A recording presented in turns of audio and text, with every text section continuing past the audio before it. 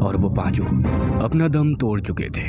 उनके मृत शरीर को अपने सामने देखकर सब्सक्राइब करें और देखें रोज शाम 9 बजे ऐसी ही दिल दहला देने वाली हॉरर स्टोरी। बेसमेंट में पड़े उन पांचों कंकालों को देखकर कामिनी बुरी तरह घबरा चुकी थी। वो किसी तरह सोने की कोशिश कर ही रही थी कि तभी उसे ऐसा लगा मानो बाहर लोगों का बहुत भयंकर शोर हो रहा हो। पहले तो उसे लगा कि ये उसका भ्रम है, लेकिन कुछ देर के बाद वो शोर और तेज हो गया। घर के सभी नौकर भी उस तेज आवाज को सुनकर बाहर की तरफ जाने लगे। नौकरों की आवाज सुनकर कामिनी भी अपने बिस्तर से उठकर बाहर की ओर गई। उसके बंगले के बाहर गांव वालों का जमावड़ा लग चुका था, जो बुरी तरह से गुस्से से बौखलाए हुए थे। उनके हाथ में जल रही मशालों की रोशनी से उनके चेहरे पर झलक रहा आक्रोश साफ दिख रहा था। वह सभी बड़ी ही गुस्से भरी आवाज में कामिनी को बंगले से बाहर आने के लिए कह रहे थे। उन सबकी तेज आवाज को सुनकर बूढ़े ठाकुर की भी नींद टूट गई और वो अपने बिस्तर के साइड में रखी टेबल पर लगी घंटी को जोर जोर से दबाने लगा। तभी एक नौकर उसे व्हील चेयर पर बैठाकर बाहर की ओर ले आया, जहां लोगों का जमावड़ा लग चुका था। ठाकुर ने बड़ी ही भारी आवाज में लोगों को फटकारते हुए कहा, क्या परेशानी है तुम सबकी? क्यों आधी रात को मेरे बंगले के बाहर आकर ये हंगामा कर रहे हो? माफ करना ठाकुर साहब, लेकिन इस लड़की के कारण ये पूरा गांव खत्म हो जाए इससे पहले ही हमें इसकी बलि देनी होगी, और ऐसा करने से कोई हमें ना रोक सके। आज रात 5 लोग पहले ही जान गंवा चुके हैं। अब इस लड़की की वजह से और किसी को ना मरने दे सकते हैं हम। अगर हमने इसकी बलि ना दी तो वो पिशाचनी इस गांव के किसी भी मर्द को ना छोड़ेगी। हाँ, बात बड़ी सीधी सी है ठाकुर साहब। अगर पूरे गांव की जान बचानी है तो आपको अपनी पत्नी की कुर्बानी देनी ही पड़ेगी, और अगर आपने ऐसा करने से रोका तो अंजाम ठीक ना होएगा ठाकुर साहब। हाँ। गांव वालों और सरपंच की बात सुनकर ठाकुर के भी होश उड़ गए और उसकी आंखों के सामने गांव के लोग कामिनी को घसीटते हुए वहां से ले गए और उसे गांव के चौराहे पर ले जाकर एक पेड़ से कसकर बांध दिया। गांव वालों की आवाज सुनकर कामिनी के पिता मोहनलाल भी दौड़कर वहां आए, लेकिन जब उनकी नजर अपनी बेटी पर पड़ी तो डर के मारे उनका कलेजा फट गया। वो जान गए थे कि अब ये गांव वाले उसकी बेटी को जिंदा नहीं छोड़ेंगे। बाकी लड़कियों की तरह ये आज उसे भी बलि पर चढ़ा देंगे। बहुत शौक था ना तुझे भी उन लड़कियों की तरह गांव के नियम को तोड़ने का? कहा था हमने कि इस गांव की कोई भी छोरी प्रेम विवाह नहीं करेगी, लेकिन तूने तो अपने यार के साथ मिलके यहाँ से भागने का पूरा प्लान ही बना लिया। वो तो भला हो मंगलू का, जो इसने तुझे उस कलमुहे के साथ भागते हुए देख लिया। उस छोरे को तो हमने तरस खा के छोड़ दिया, पर तुझे ना छोड़ सके हैं। तू जिंदा रही तो पूरा गांव बर्बाद हो जाएगा। ना जाने क्या काला मुंह किया था तूने ब्याह रचाने से पहले, जो आज हमें ये मनहूस दिन देखना पड़ रहा है। तेरी काली करतूतों की वजह से 5 आदमी खो दिए हमने इस गांव के। देख रहे हो, छिड़को मट्टी तेल इसके ऊपर, जिंदा जला दो इसे।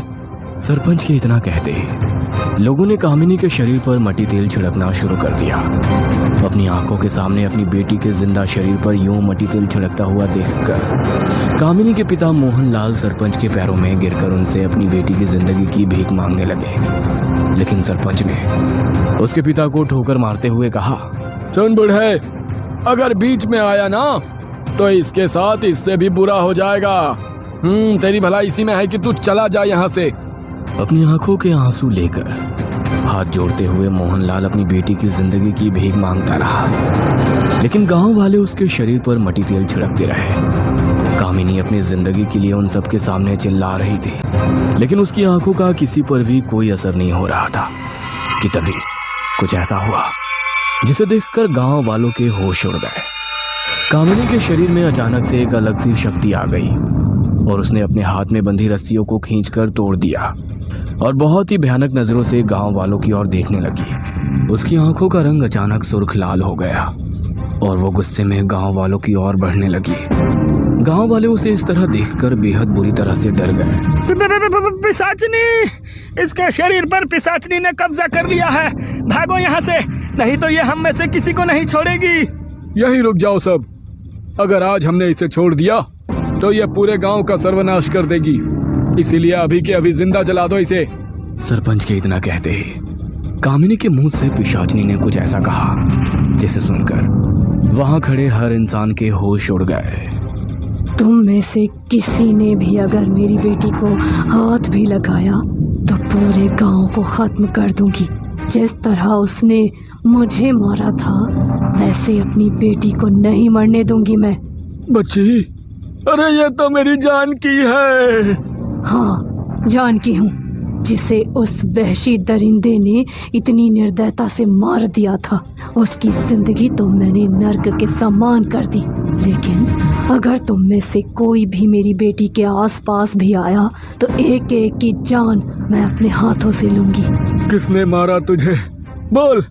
सालों से ये दुख अपने अंदर दबाए जी रहा हूँ मैं। तू और मेरी जमुना अचानक मुझे छोड़कर चले गए। उस शाम बोल के गई थी तुम दोनों की बाजार जा रहे हैं, थोड़ी देर में लौट आएंगे। मैं और हमारी नन्ही सी बच्ची तुम दोनों के इंतजार में बैठे रहे, लेकिन तुम नहीं आई। यहाँ तक कि मुझे आज तक तुम्हारा मुर्दा शरीर आग देने को भी नसीब नहीं हुआ। किसने मारा तुझे? और मेरी जमुना कहाँ है? मुझे भी उसी ने मारा जिसने आपकी जमुना को मारा। ठाकुर जयंती लाल ने मारा। उसकी ये बात सुनते ही गांव वालों के पैरों तले जमीन खिसक गई। सबके और मोहनलाल के मन में भी बस अब यही सवाल था कि आखिर ठाकुर ने उसकी पत्नी जानकी और छोटी बहन को क्यों मारा। मैं जानती हूँ कि आप सब यही सोच रहे हो कि ठाकुर ने मुझे और हमारी जमुना को क्यों मारा। नई नई जवान हुई थी उन दिनों हमारी जमुना। एक लड़के से प्रेम हो गया था हमारी ननद को। उस दिन बाजार में उसी से मिलवाने ले गई थी वो मने। बहुत अच्छा छोरा था, घना प्रेम करता था हमारी जमुना से। वो दोनों बड़ी हंसी खुशी बतला रहे थे, पर उस वक्त मने नहीं पता था कि किसकी काली नजर लग जाएगी हमारे परिवार को। ठाकुर के आदमी की नजर पड़ गई थी हम पे। वो बड़ी चालाकी से हमारे पास आया और बोला, आपके पति ठाकुर साहब के बंगले में काम करने गए थे, सीढ़ियों से गिर गए। उसकी बात सुनकर मेरा और जमुना का तो कलेजा बाहर आ गया। हम दोनों उसके साथ दौड़े दौड़े बंगले में पहुंचे तो वहां ठाकुर साहब और उस आदमी के सिवा कोई न था। मैंने घबराते हुए पूछा कि मेरे पति कहाँ हैं, तो ठाकुर का वो आदमी पीछे से बोला, कुछ ना हुए थारे पति को, लेकिन तेरी ननद ने गांव की मर्यादा भंग करी है। प्रेम करेगी है किसी छोरे से और हमें पता ना चलेगा? हाँ ना, ये आप क्या कह रहे हो भाई जी? ऐसा कुछ ना है। वो छोरा तो हमारा मुंह बोला भाई है, यकीन करो मारो ऊपर। देख जानकी, वो छोरा तो नादान था, मारे समझाने के बाद यहाँ से चला गया। पर तू और तेरी ये ननद तो इस गांव की मर्यादा को जानी थी ना। अब तुम दोनों ने सब कुछ जानते हुए भी ये मर्यादा तोड़ी है तो सजा तो भुगतनी पड़ेगी ना। माफ कर दो ठाकुर साहब, हम दोनों को माफ कर दो। आगे से ऐसा कुछ ना होवेगा, मैं वादा करूँ आपसे। जाने दो हमें। मैं और जमुना गिड़गिड़ाते रहे उनके सामने, लेकिन उसने हमारी एक न सुनी। हमारे साथ दुर्व्यवहार किया, जबरदस्ती करी उन दोनों ने हमारे और हमारी जमुना के साथ। किसी को मुंह दिखाने लायक न छोड़ा उसने हमें। जब हम दोनों से उसका मन भर गया तो कोठड़ी में ले जाके मार दिया हम दोनों को, कि इस दुनिया के सामने कभी उसका काला सच बाहर ना आ सके। अपनी चारों पत्नियों के साथ भी उसने यही किया। खेलने की वस्तु बनाकर रख दिया था अपने और अपने आदमियों के लिए उसने उन सबको। बेचारी गरीब घर की बेटियों से शादी करके उनके जीवन को नर्क बनाया उसने। और जब उन सब का मन भर गया उसने तो एक एक करके चारों को मार दिया। उन वहशी दरिंदों ने सबको मार दिया। अरे हमें तो एक अंतिम संस्कार भी नसीब ना हुआ अपने परिवार से। अपने किए की सजा तो ठाकुर मरते दम तक भुगतेगा। और ठाकुर के उन 10 वहशी दरिंदों में से 5 को तो मैंने आज मौत के घाट उतार दिया। पर अभी भी इस भीड़ में वो 5 दरिंदे हैं जो उसी ठाकुर के खास हैं। उन्हें तो उनके किए की सजा आज मैं सबके सामने दूंगी। इस गांव में जिस भी लड़की ने किसी से प्रेम किया तो इन वहशी दरिंदों ने गांव की मर्यादा की आड़ में पहले उन बेटियों की इज्जत के साथ खिलवाड़ करा। और इनके काले चिट्ठे किसी के सामने ना आ जाएं, इसलिए उन सबको मार दिया। इन्होंने तो मेरी बेटी की शादी भी पिशाचिनी की आड़ में उस ठाकुर से इसलिए करवाई ताकि ये मेरी फूल सी बच्ची के साथ भी वही नीच हरकत कर सके। उसकी ये बात सुनते ही भीड़ में खड़े 5 लोग अचानक वहां से भागने लगे कि तभी कामिनी उसी भयानक सी आवाज में बहुत ही भयानक तरीके से हंसने लगी और देखते ही देखते वो 5 आदमी बहुत बुरी तरह जमीन पर गिर पड़े और अचानक से उनका पूरा शरीर बिल्कुल नीला पड़ गया। गांव वालों ने पास जाकर देखा तो उनके मुंह से सफेद झाग निकल रही थी और वो 5 अपना दम तोड़ चुके थे। उनके मृत शरीर को अपने सामने देखकर जानकी की आत्मा को आज सुकून मिल गया था। बंगले में बैठे ठाकुर और उसके उस आदमी का भी आज निधन हो गया था। कुछ ही देर में कामिनी भी जमीन पर गिरकर बेहोश हो गई। अगले दिन जब उसे होश आया तो वो अपने पिता के घर पर थी। उसके पिता ने उसे कल रात घटी घटना के बारे में बताया तो कामिनी की आंखों में आंसू आ गए।